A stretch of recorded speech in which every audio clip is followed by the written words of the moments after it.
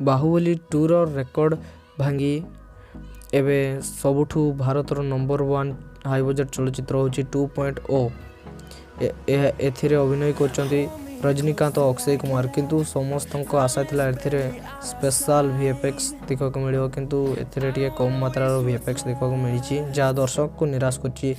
ତେବେ ସବୁ ଦେଖିବାକୁ ଗଲେ ସବୁ ଦର୍ଶକଙ୍କ ଆଶା ଯେ ଏହା ଭାରତର ସବୁଠୁ ନମ୍ବର 1 ଚଳଚ୍ଚିତ୍ର ହୋଇଥିବାରୁ ସବୁ ରେକର୍ଡ ଏହା ଭାଙ୍ଗିବ ବୋଲି ସମସ୍ତଙ୍କ ଆଶା, କିନ୍ତୁ ପ୍ରଥମରୁ ହିଁ ଏହା କମ୍ ପଡ଼ିଯାଇଛି, କାରଣ ଏହାର ଟ୍ରେଲର ସେପ୍ଟେମ୍ବର 2 ତାରିଖରେ ରିଲିଜ୍ ହୋଇଥିଲା। ମଧ୍ୟ ଶାହରୁଖ ଖାନଙ୍କ ଅଭିନୀତ ଜିରୋର ଟ୍ରେଲର 100 ମିଲିୟନ ଭ୍ୟୁଜ୍ ପାଇବାରେ ସବୁଠୁ ପ୍ରଥମେ ହେଉଛି।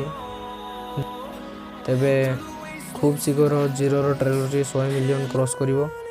ତେବେ ଜଣାପଡ଼ୁନି ଖାସ୍ କ'ଣ ପାଇଁ କି ରବିବାର 2 ର ଟ୍ରେଲର ସବୁ ରେକର୍ଡ ଭାଙ୍ଗିବ ବୋଲି ସମସ୍ତଙ୍କ ଆଶା ଥିଲା, କିନ୍ତୁ ଜିରୋର ଟ୍ରେଲରଟି 100 ମିଲିୟନ କ୍ରସ୍ କରିଛି 2.0 ର ଟ୍ରେଲରଠୁ, ତ ଏହା ଖୁସିର କଥା।